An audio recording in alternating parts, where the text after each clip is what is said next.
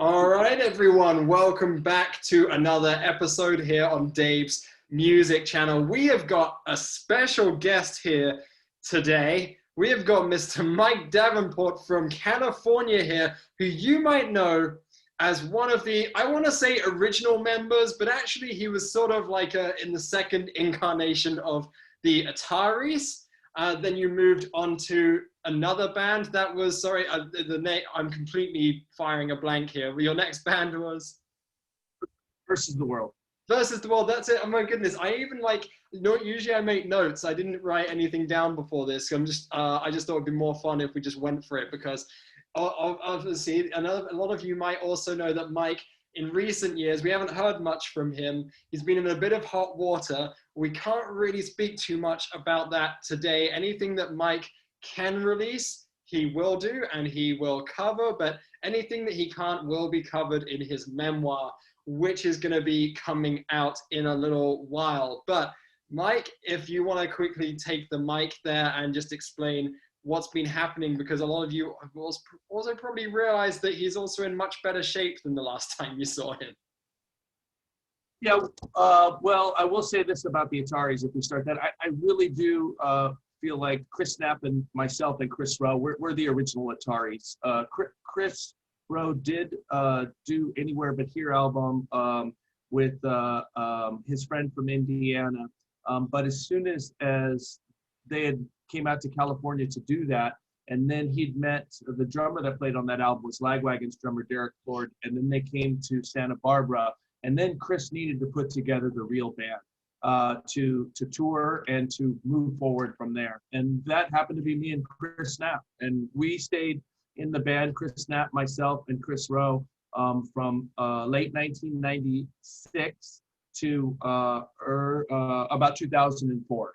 So that was about 9 years we stayed together, and we did have various guitar players through all of that, but it was us three that pretty much built the band from a teeny band that 10 people were coming to a show to the band that ended up doing Boys of Summer and all that other stuff. So I do consider myself an original member of the Ataris, because we pretty much all built the band together, Chris Knapp, Kris Roe, and myself.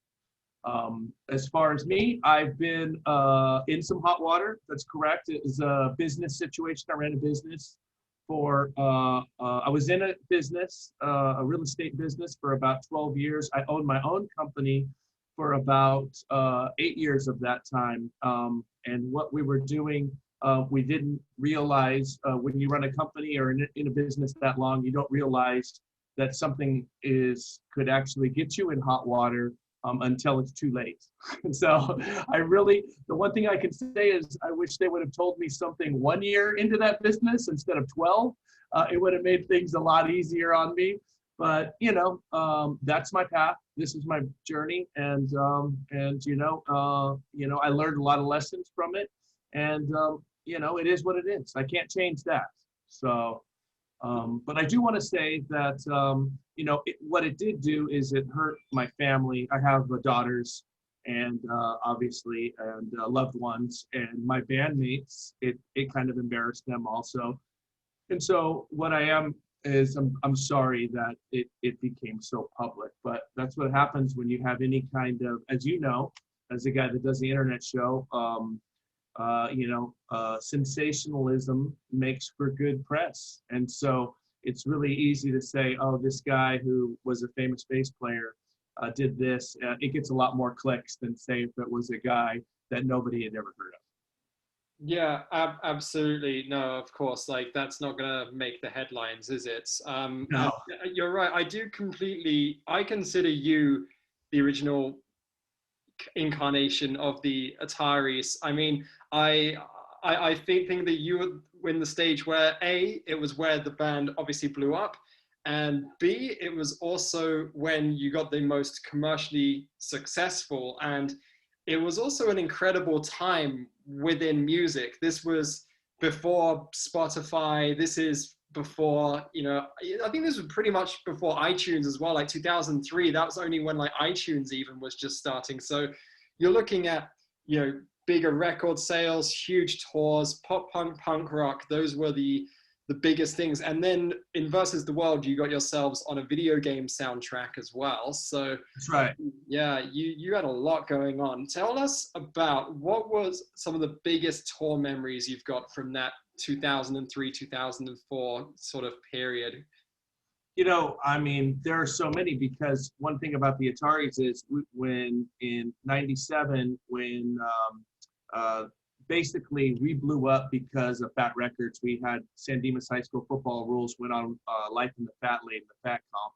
And we noticed that instead of 10, 20 people coming to our shows, all of a sudden it was 200. And that was the glory days, I think, of punk rock at that time, in the late 90s, early 2000s.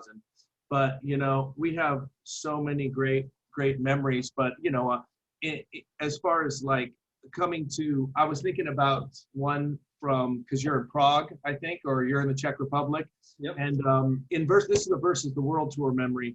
But I remember one of my favorite moments with Tony Sly, who's now died, the singer for No Use for a Name, was that we had played a show in Prague, Versus the World. It was like 2005, and we wanted to see the castle. So after the show, we all piled into the van. Like there was probably 15 of us crammed into this van, like we're gonna go see the castle in Prague. And somehow the driver took a wrong turn and was driving through a park. And like, I remember seeing like people walking their dogs and everything, diving out of the way. Somehow the road, it looked like a road, but it was really the middle of a park. And finally we made it to the castle, and it was the middle of the night, and we all ran up that giant hill that the castle's on in the middle of the night, and got to go creep around the castle, which was pretty creepy in the dark. But you know, we got to do that with Tony Sly, and he's a great guy, and we miss him a lot. So that's amazing. Yeah, Prague is a beautiful, incredible city. I love living here in the Czech Republic, and I know exactly where you're talking about. There's a park near a metro station called Hladkanska, and that's probably where you ended up, because so our driver took a terrible wrong turn. I just remember people diving out of the way, screaming at us, "You can't drive through here!" And yet we're driving through there. And we probably, whoever was driving was probably drinking also, which probably didn't help. So yeah, well, you mentioned those compilation CDs. I've gotten into so many bands from those compilation CDs back in like between 2002 2005. I remember even in England, in suburban England, I would be able to go into a record store and buy something like the Rock Against Bush or the Warped Tour compilation CD. And there were so many bands on that who I got into. I think I really got into Thursday, Funeral for a Friend, like all these ska punk bands like Mad Caddies, things like that. I really got into because of those compilation CDs. You mentioned the tours. What would you say was the biggest tour you went on in Europe, particularly? Because a lot of my audience are Europe, and I think in America, there's so many tours, there's so many festivals. Every state has a festival, whereas in Europe, for example, here in Prague, we might get The Offspring or Bring Me the Horizon come through once a year, but it's not like we have like a Warped Tour or a Slam Dunk Festival or a big you guys definitely have a Punk Rock Holiday. So Punk Rock Holiday is in the south of the Czech Republic, and that is, to me, Versus the World did that in 2016, and to me, that is one of the coolest festivals in the whole world. So I got to say that that if you haven't been to Punk Rock Holiday, I highly suggest it. It's one of the most beautiful spots, and there's three rivers converge, and they have bands out there, and you camp out there, and yeah, it's amazing. But as far as Europe and the Ataris, you know, I think the biggest show, I just saw a picture of it the other day. One of my old guitar techs sent it to us, because Kris Roe and I we text, we're very friendly, and still after all these years. And we were talking about this show we played with the Red Hot Chili Peppers in Germany, and it was just the Distillers, the Ataris, and the Red Hot Chili Peppers. And I think that's the single show that's not a festival where there was absolutely the most people. I think we played to like 60,000 people, and you could literally look out and just see people forever. So that's one of the biggest single shows. But you know, you play lots of festivals over the years, and those festivals have lots and lots of people, lots of different bands.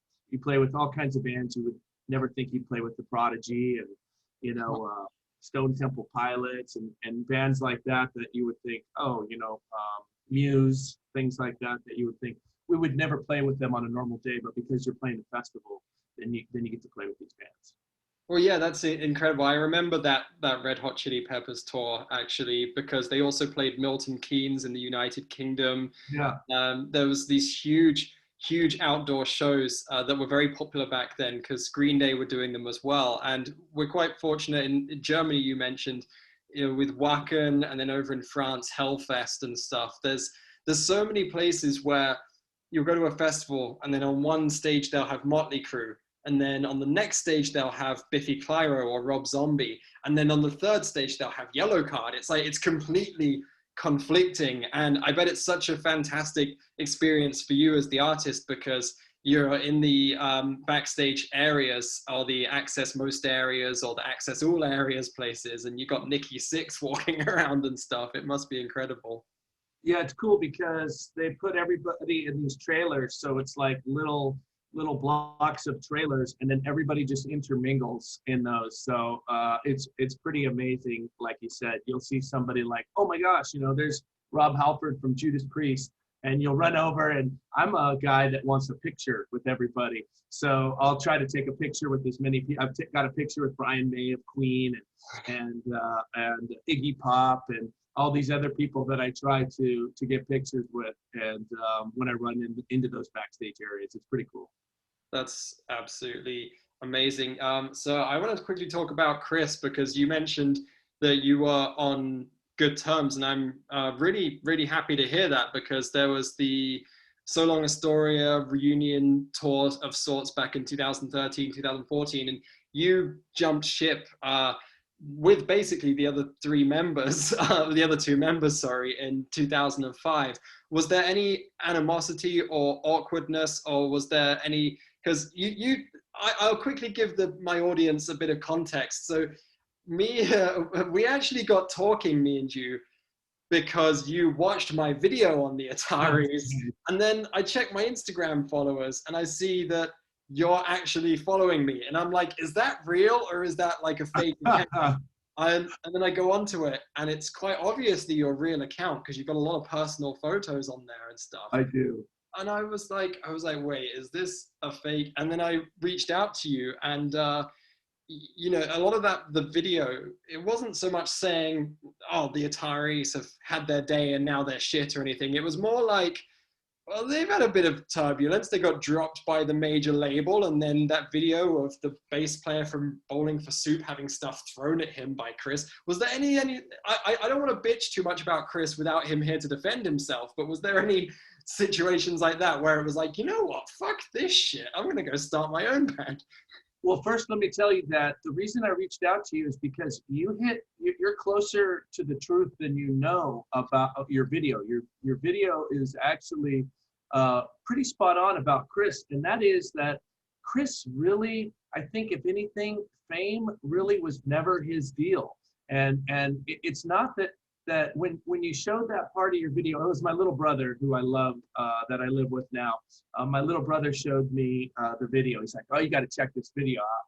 And so we checked it out, and I was like, Dave, he's got it pretty spot on right there. I mean, the deal is that when you show a picture of Kris playing to those like 20, 30 people in a small room or whatever, and you say, maybe this is what he wants to do, that's exactly what he wants to do. As a matter of fact, I can remember, going through when we were, on Columbia Records and all the executives and everything, and Kris being like, I just want to play music to like 20 people in a small club. And really, that's who he is. And to go back to your other question about animosity will be left. No, there was no animosity. It was really strange. It was, I think him and Chris Knapp had some animosity when they left. But when Chris Knapp left, I had already been started Versus the World. And Versus the World had already been asked to go with No Use for a Name around the world. Japan, Warped Tour, Europe, and then a US tour with the Suicide Machines. And so Versus was booked for like 2 years. The video game thing happened, like you said. And so I kind of just, I never quit or we never had words. I kind of just went with Versus and we never spoke again for a few years. And after we had been in a band together and gone through all that stuff together, I think all three of us, me, Kris, and Kris, we just kind of needed a break from each other. And it wasn't like words or yelling, or it wasn't any of that get into a fight on stage kind of a stuff with us three. It was more like, okay, we've taken this journey together and we need a break. And we never even verbalized like I quit or you're out, or with me and Kris anyway. There was me and Kris Roe. There was never any of that. And then we started talking again a few years later, after Versus ran its course, and the Versus tour, and then I took a couple years break, and then Versus came back. And then Kris hit me up. He's like, I really like Versus the World. And I'm all, yeah, man, maybe we should play some shows. So that's how it started. It actually in England, Versus the World and the Ataris did a tour together. I think it was 2012 or something like that.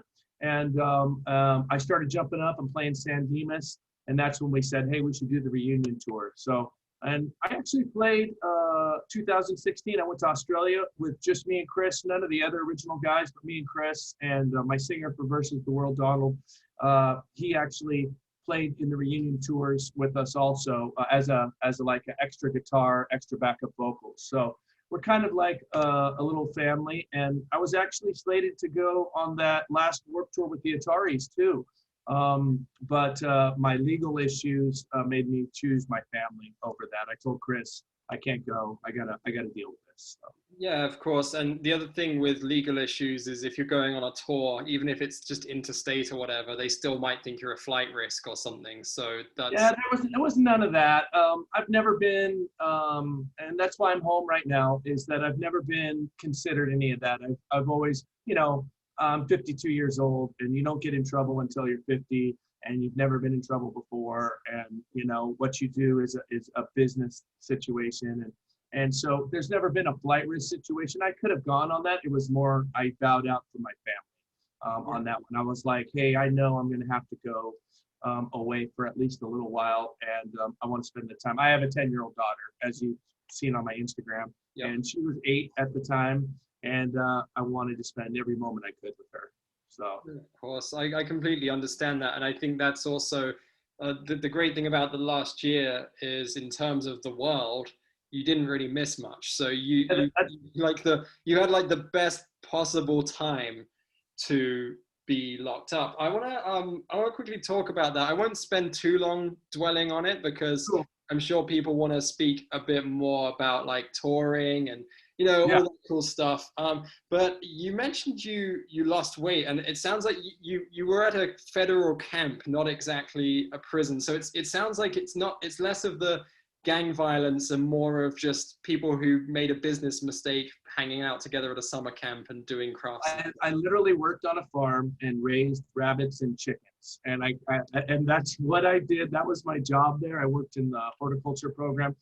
There are no fences at the federal camp. It's what you said earlier. It's the guys that aren't flight risk. So basically, it's you're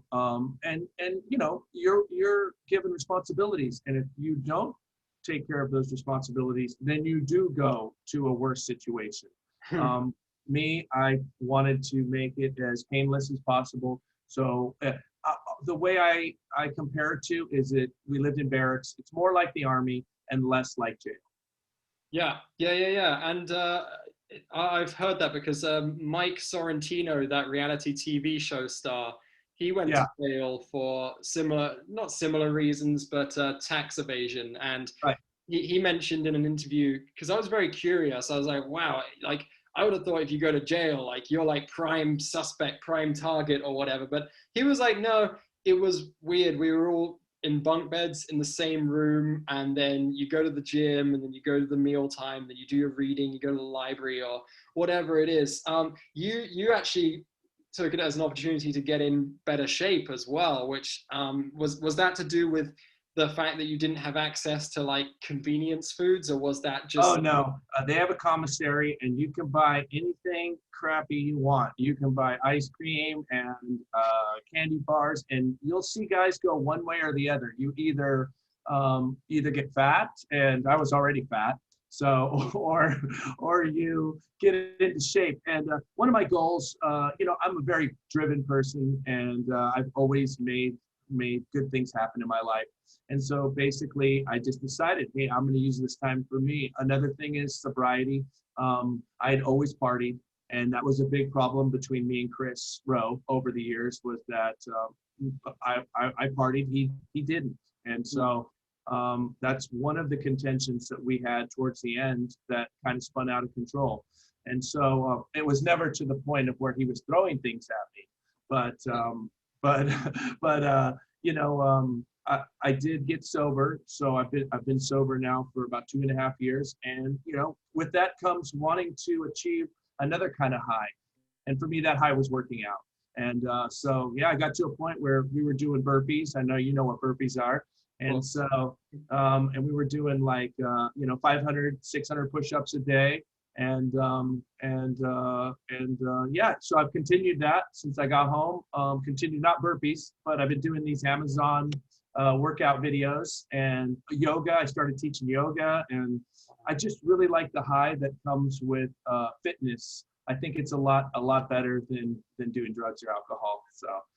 Yeah, of course. I spent months traveling through Asia and sometimes just working out on the balcony. So it was burpees, push-ups, and I'd put my feet up on the couch and do decline push-ups. And then sometimes I'd go outside and do pull-ups on a tree and things like that, just getting creative. That's really, really awesome. You didn't have any inkling of that when you were touring before? There was no None. No, you always say, especially when you get old, when we started the Ataris, I was thin, but I think that the drugs and alcohol messes up your metabolism. And so we got all puffy and bloated. And I think I always told myself, I want to get thin again. I want to get in shape. But we just never take the time or what have you. And now, I just think that that's important for me. The one thing that I wanted to go in there into my situation was that if I'm going to lose these years, and I was gone 2 years, 5 days exactly. And if I'm going to lose these years, I'm going to get them back on the back end. So, I'm going to get into shape. So I'm 52 years old now, so that I live a longer life for my children and for my grandchildren and everybody else. And so I don't die of a heart attack in my 60s or whatever. So that's awesome. Yeah. And I'm guessing this camp, it was in California as well. So yeah, it was close to it was just close to Santa Barbara. It was Lompoc, and it was about an hour away from home. So. Oh, great. Oh, fantastic. Oh, yeah, good. So you had visitors and everything. Yeah, it actually, what's funny about that is that I was born in a place called Orchid, which is on my Wikipedia, if you'll see. And Orchid is literally about 20 minutes. I went to high school about 20 minutes from where the camp is. So it was sort of like going back home, because I hadn't lived in that area since I moved away to go to college. I went to Santa Barbara to go to college, and I stayed. I never went back. So that's as close to back as I've gone.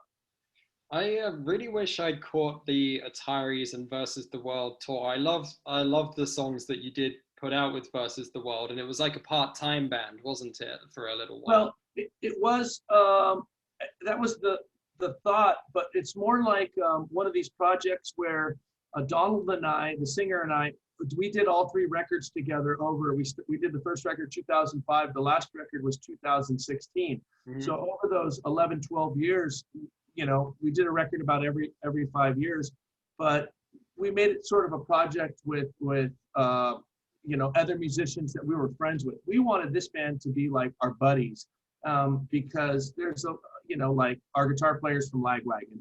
And so, when you're in your big band, the Ataris or Lagwagon, or drummer was in Good Riddance. When you're in these bands, it's a lot of work, a lot of expectations from guys you grew up with. And so this band was more of the pressure's not on us. We were a perennial support band. We never were headlining a tour. We were always opening for Lagwagon, opening for our own bands, really, opening for the Ataris, opening for Lagwagon. We did a Strung Out tour. All these were European tours I'm talking about. And so it was a lot easier to not have that pressure on us. One of my favorite tours I ever did was the reunion tour in America with the Ataris with 2013. Versus the World was the opening band. So I got to play twice every single night. And it was so fun to be in the opening band and the headlining band. But I definitely had to keep my drinking together until after the Ataris were done. So. Oh, really? Really? Otherwise, either A, the set is going to be messed up, or B, you might piss Kris off. Yeah. We didn't want any of that. I mean, it's just we wanted to, if we were going to get back together, we really did put on a great show. That tour was amazing, and we wanted to make to put our, to show everybody that we still love each other, which we do. It's funny because we were all four of us, me, Kris, and John had been our friend for years, and then joined us in about 1999, 2000. And so us four, I consider the Ataris, really, me, Kris, and John. And we were all just joking on Facebook together in the same Facebook stream. And I was like, uh-oh, band's back together. So it was pretty funny, So that's how close we are. We'll all text each other and talk in the same stream. So I never count anything out. I mean, there may be a time, I hope, that we can all get back together again. Well, that's so nice, yeah, because like I've interviewed other people recently, and their videos will be up soon. And I interviewed Michael from the band Issues last week or the week before. And there are some members from his old bands that he's actually said things like, you couldn't pay me to be in the same room as them. And it's the complete opposite for you. What is the Columbia deal? Now, that came in 2005, and this was a kind of a turbulent time for music, because the style of music that the Ataris put out was kind of becoming less popular. But then Versus the World music, now that was exactly what was popular between 2005 and 2010. Was the decision with Columbia, when the Ataris finished with Columbia, was that because they predicted this wave, or was it because there was people jumping ship from the Ataris, or were they just like, whatever? That was a tough one. That's a good question, actually. I've never been asked that question. So a lot of people don't know this, but basically, we were burnt out in the Ataris when I did the Versus the World record. We were on a hiatus. So Long Astoria, we had gone for 2 years hard after we released it. And a year before it even came out, we were getting it ready, composing it. It was literally like a 5-year burnout. And so Kris is like, I want to take a break. Well, I didn't want to take a break. And so I had started writing songs with Donald. And so that's how the first Versus the World record came out. So I was technically still in the Ataris at the time and still under contract with Columbia. So when we were done with the first Versus the World record, and we used the producer Tom Flowers, same guy worked on every Ataris record. He produced all 3 of my Versus the World record. He's a genius producer. And so I had to bring the Versus record to my A&R guy at Columbia, and we all sat in there, I remember, and listened to it, not the Ataris, Versus the World, because he had to either decide to put it out himself or to pass on it. And then Kung Fu was going to put it out, the Vandals label, who did all the early Atari stuff. Yeah. And so we sat in there, and he listened to it, and I could tell he was like, "This is great, Mike." He's like, "This is really good, but I can't." He was conflicted, and he finally said, "I can't put this out because I don't want it to interfere with the Ataris." Little did we know we were going to split apart anyway, and it ended up coming out on Kung Fu. But Columbia was definitely conflicted, and I think what you said is true. I think that they did see that was more the future, and especially because Kris kind of went a different direction, as you know, after that. And Kris wasn't interested in playing pop punk at that time either, and that's why the next album, the next Ataris album, eventually did not come out on Columbia because it wasn't what Columbia was looking for.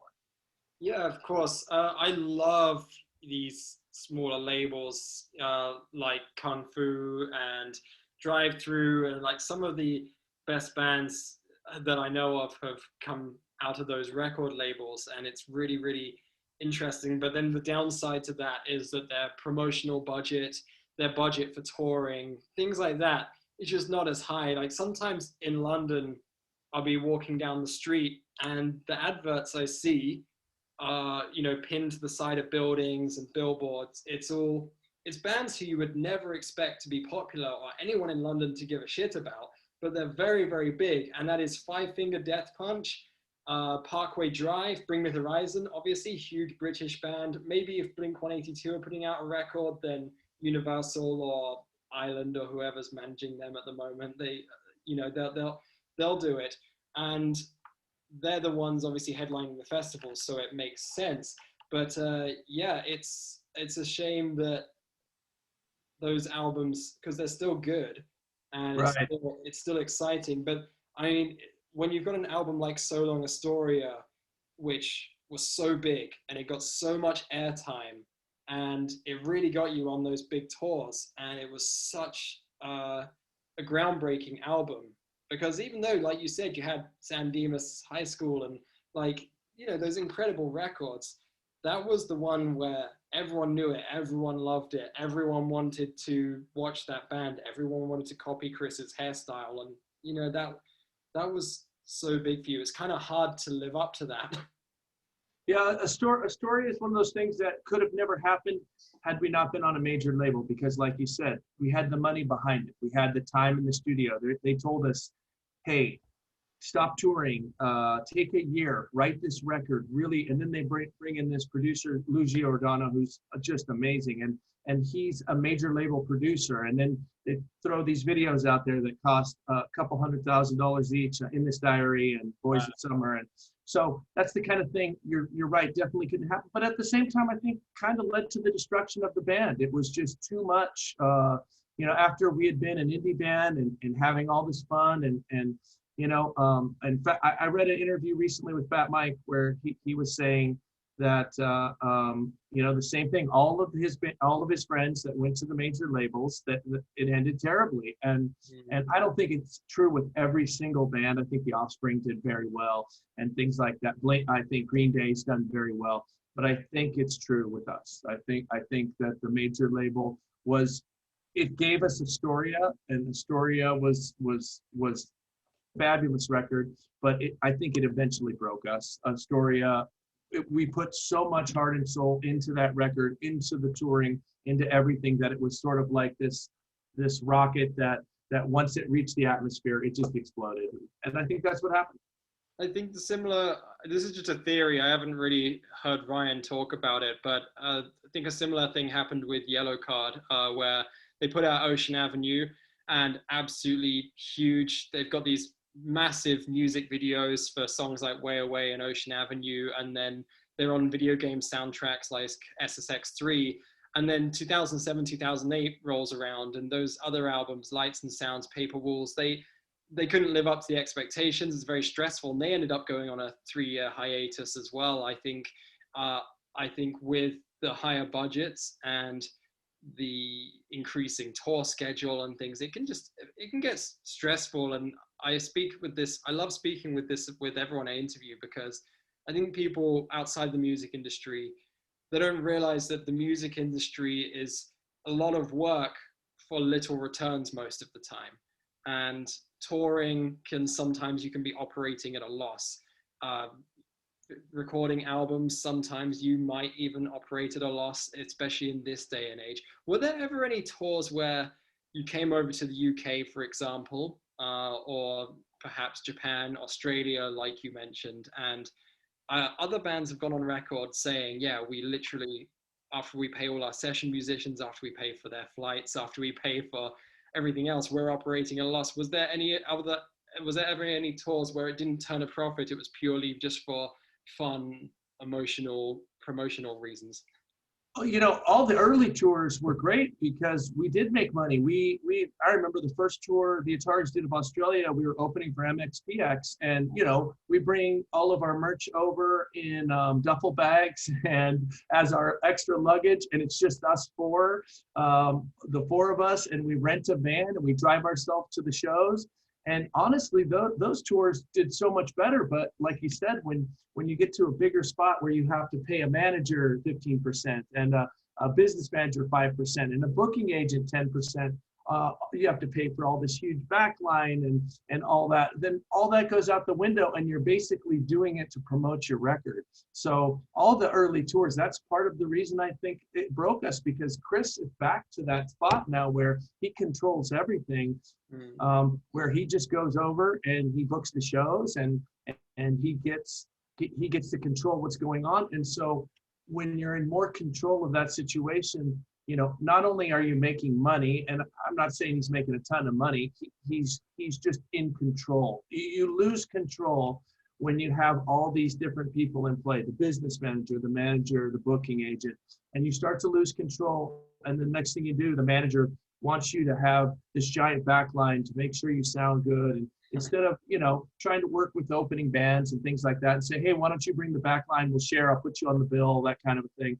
So there's a sense of DIY punk rock that was in the early tours all over the world that we just kind of lost because it becomes this corporate machine.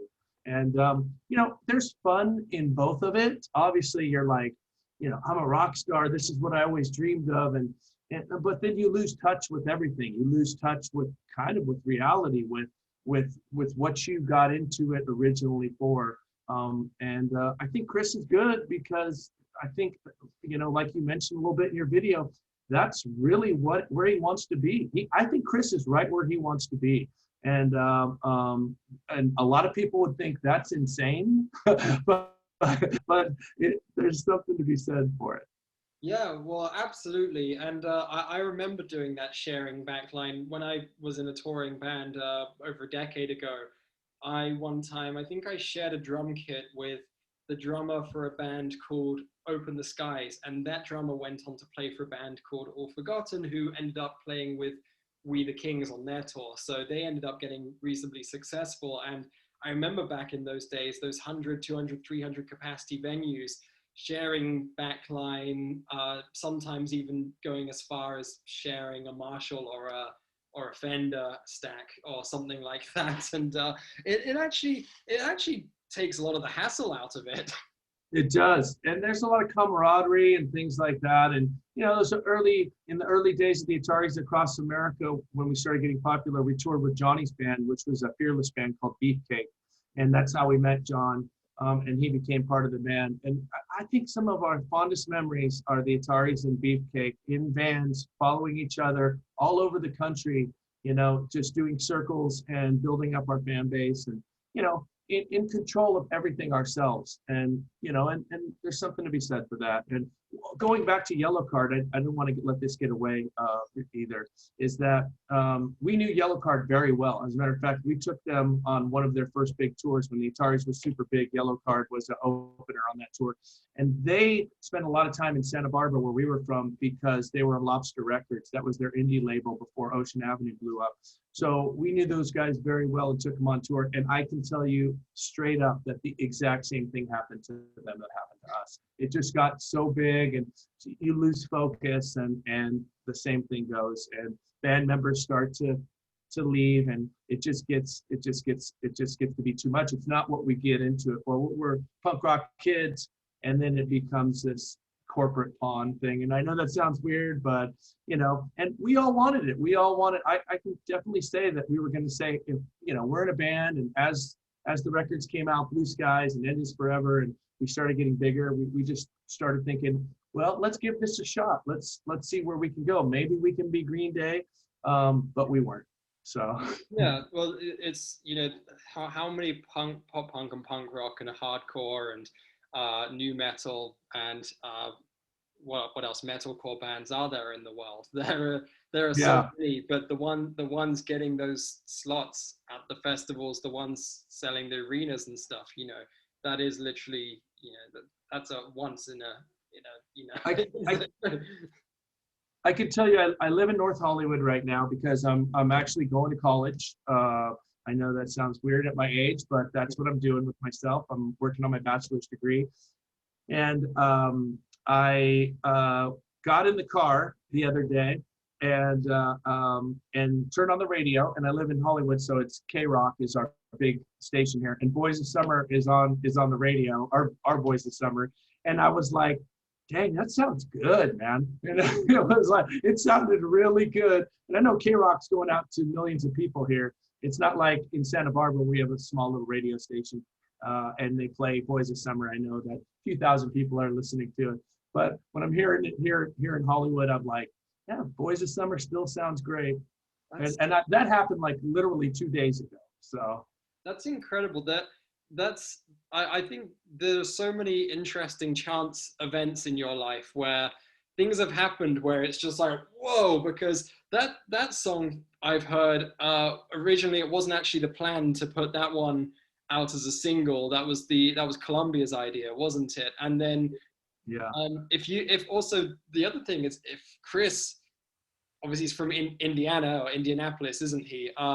If he'd have never come to California and you hadn't joined up, I don't think the Ataris would have been the Ataris.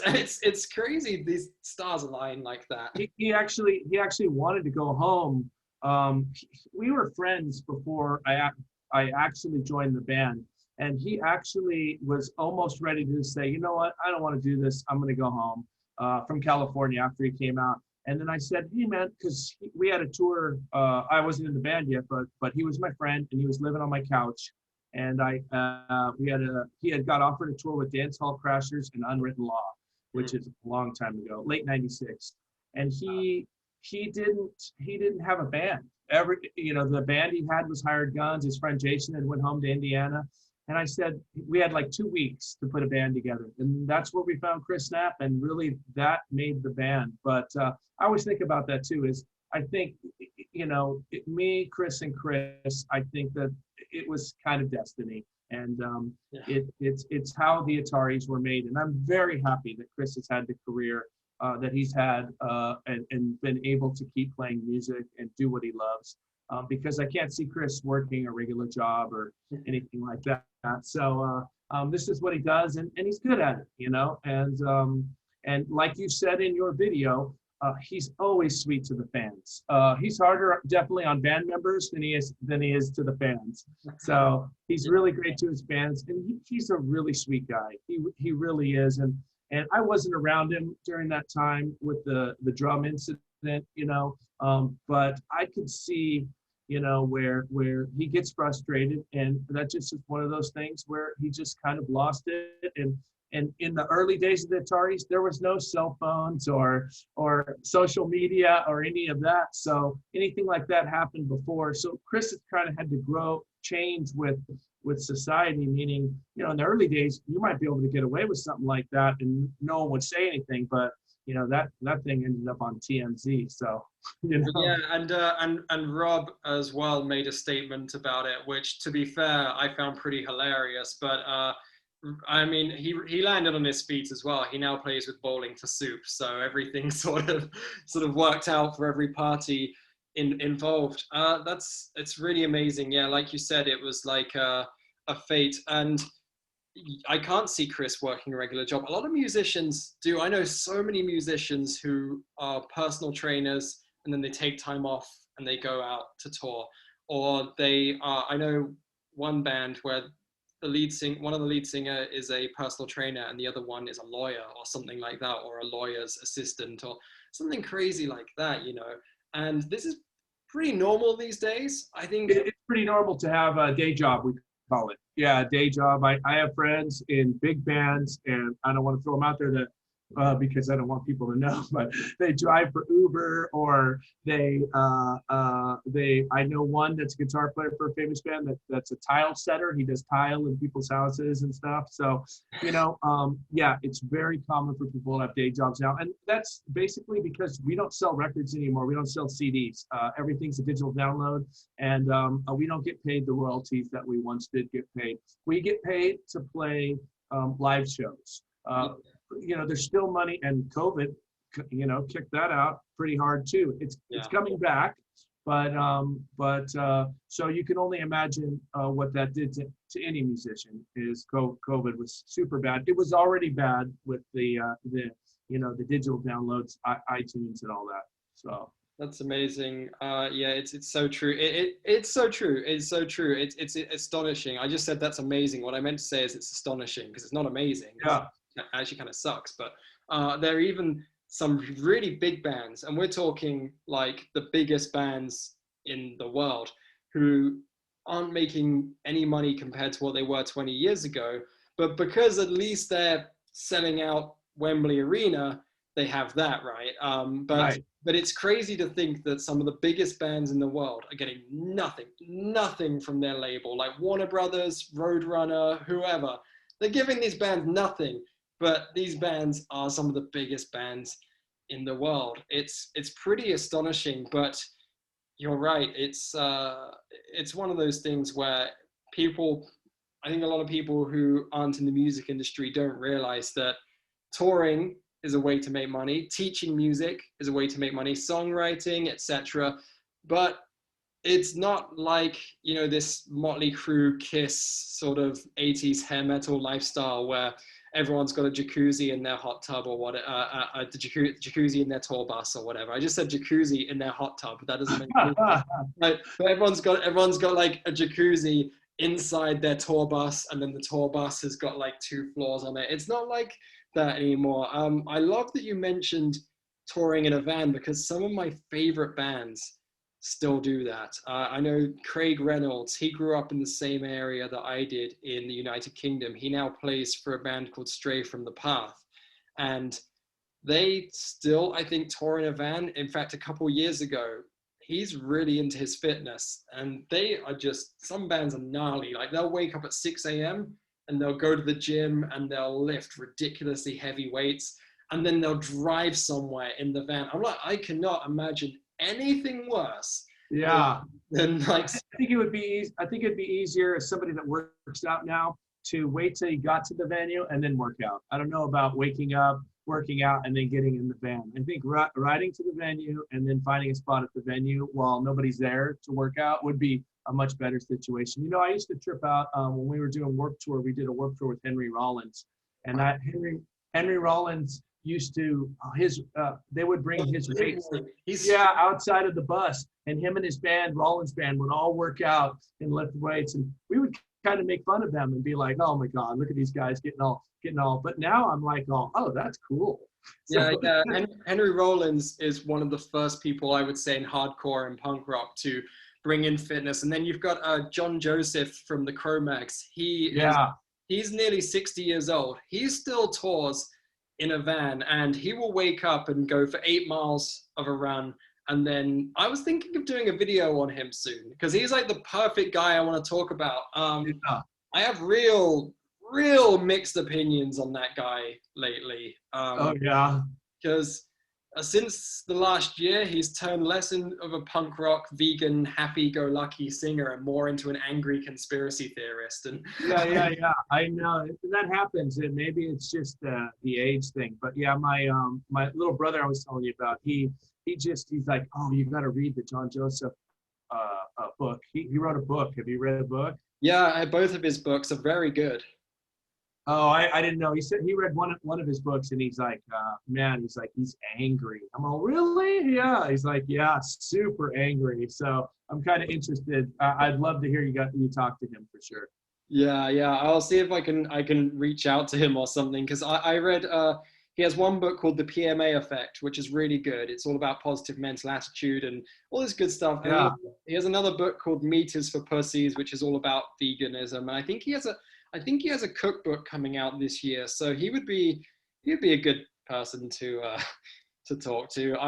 He's unpredictable. I don't know where the conversation will go. One minute you'll be talking about touring in a van, and then the next minute he'll be talking about how the government is gonna abduct. Yeah, that's funny. So funny. All right. Well, we might get kicked off because of Zoom, but if we do, I'll just call you back. But we've covered everything I wanted to. It was great talking to you. And like I didn't get to say this earlier either, is that when I saw your video for the Kris Roe video, I was like, I want to check this guy out. So the only thing you had on there was a link to your Instagram. So I checked out your Instagram, and I saw all your fitness stuff, and I'm like, oh man, that's cool. I liked your fitness stuff because I work out now, and I'm about being in shape. And so I just followed you just to check out your fitness stuff. So I was really happy you contacted me. Thank you very much. I really appreciate it. You were great to talk to, and I wanted to let you know I wasn't going to reach out and be like, oh, I saw your video, but you reached out to me, which is great. But I wanted you to know that you're more right on with that than you know. Kris is a good guy, and he's doing what he loves, and that's playing for his true fans. And he doesn't want to be in this band that plays to millions of people and be beholden. More importantly, he doesn't want to be beholden to other people when it comes to his music. And that's why I think your video is better than somebody who sees it from the outside might not understand it as well as I do. But it really, to me, I wanted to let you know. I was like, you're right on. You hit the nail right on the head. This is who Kris is, and this is who he wants to be. Yeah, absolutely. And it's been that way for years now. And if it wasn't that way, then he wouldn't bother constantly coming over to the UK. He wouldn't constantly be touring, because you can tell he loves it. And he's mentioned that on podcasts, and he's had some cool incarnations of the band. So good for him and good for you. I'm really glad that you are out of the federal camp. I don't want to say prison, but federal camp. Is there anything more you want to say on that before we go? Anything you can say to anyone who might have gotten the wrong idea or? Well, I like to say, don't believe everything you read or see on the internet, number one. And number two, I'll be able to tell my side of the story. It's only one side of the story. And that's the powers that be do that for a purpose. And that's so that I can pay my debt to society, which I am doing.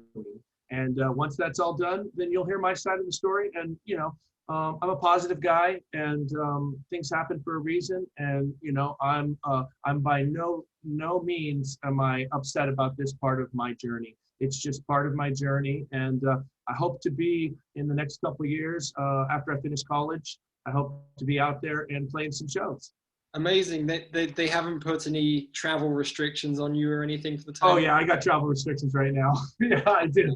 So yeah, for the next couple of years, I'm not going anywhere. So yeah. So. Well, at least you live in one of the nicest parts of the world, anyway. So it's not. I'm all good. My daughter's here for Father's Day week. My 10-year-old, and we've been hanging out, and so she just snuck by and got a rocket pop. Because I let her get away with a lot more than her mom does. So that's what's important, is family, friends, relationships, and you lose sight of that with money and fame and things like that. And so I've seen it all, and I feel blessed to have been able to be grounded again. And like you said, I got into shape, and I've gotten sober. So there's a lot of play. Your life is about what you make it, and how, like you said, positive mental attitude is a huge deal in this life. I saw many guys that I was at camp with that took everything as a negative, and they made their life even worse. Not for me. I was going to make it a positive, and I feel great. I'm so happy to hear that, man. Yeah, because the last year has been crazy. As someone who lived in Bali, and then Thailand, and then the Czech Republic, and then London, and moved around to have been stuck in one country throughout winter as well, when I was not even able to go 10 kilometers away from my house, which is 6 miles to you. It was just, I don't know, I think I would have honestly rather have switched places with you, but I'm really glad that everything worked out. And you're right, there is a silver lining to every situation. Perhaps there was every situation. You needed to be home, you needed to be there, and you needed to lose the weight for your own health, I guess. And you needed to, you're in your 50s, it's time to get in shape, it's time to focus on that longevity. Exactly. Awesome. Well, thank you so much, man. This has been the dopest interview. I'm going to get editing on it straight away, because I really want people to hear this, and I want people to hear your side of the story. And I really, I'm stoked. I'm stoked everything's coming out Millhouse. Dave, stay in touch. I appreciate it very much. And send me a link so I can put it on my Facebook and stuff. Thank you, brother. I'll speak to you soon. All right. Thanks, Dave. Bye.